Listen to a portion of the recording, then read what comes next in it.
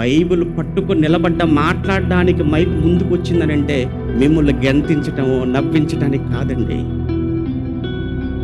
మీ మనసుల్లో ఒక ఆలోచన పుట్టించాలి, మీ మనసుల్లో ఒక భయాన్ని కలిగించాలి, మీ మనసులో దేవుని దగ్గరగా తీసుకుని వెళ్ళాలి. మీ మనసుల్లో నేను చచ్చిపోతే ఖచ్చితంగా నేను పరలోకానికి వెళ్ళాలి అనే ఒక బలమైన కోరిక, ఒక నిర్ణయాన్ని మీ మనసుల్లో కలిగించడానికి ప్రతి సేవకుడు ప్రయాసపడతాడు.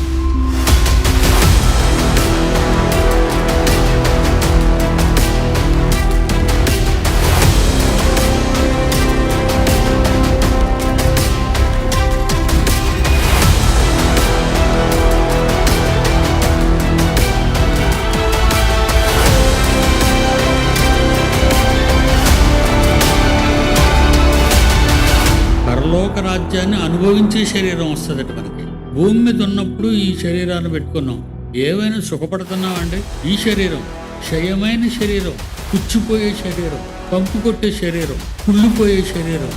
ఈ శరీరంలో ఉండి ఏదో లోకంలో దేన్నో అనుభవించేద్దాం అనుకుంటున్నారు. ఎంత తప్పు చేస్తున్నారు మీరు ఆలోచించండి.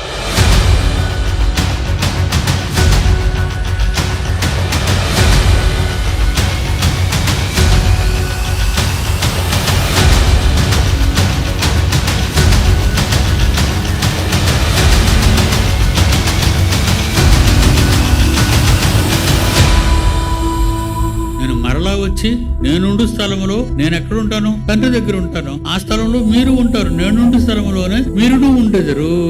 అందుకే నేను మరలా వచ్చి మిమ్మల్ని నేను తీసుకెళ్తాను, ఎందుకంటే త్రోవ మీకు తెలీదు అన్నాడు ఆవేళ.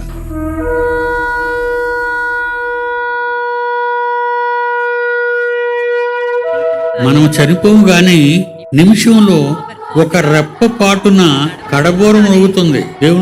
దేవుని సన్నిధి నుంచి, ఆకాశ మండలం నుంచి కడబోరం మరుగుతుంది. కడబోరం మ్రోగగానే మనమందరము చేంజ్.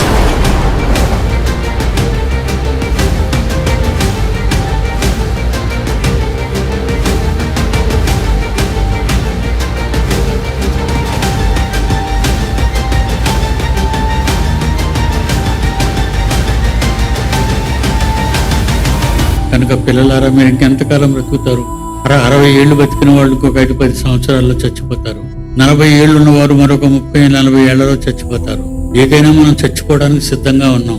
ఈ చనిపోయేలోగా మీరు దేవుని కొరకు మీ త్యాగాలు చెయ్యకపోతే మీకు మీ పుట్టుక వలన పరమార్థం లేదు.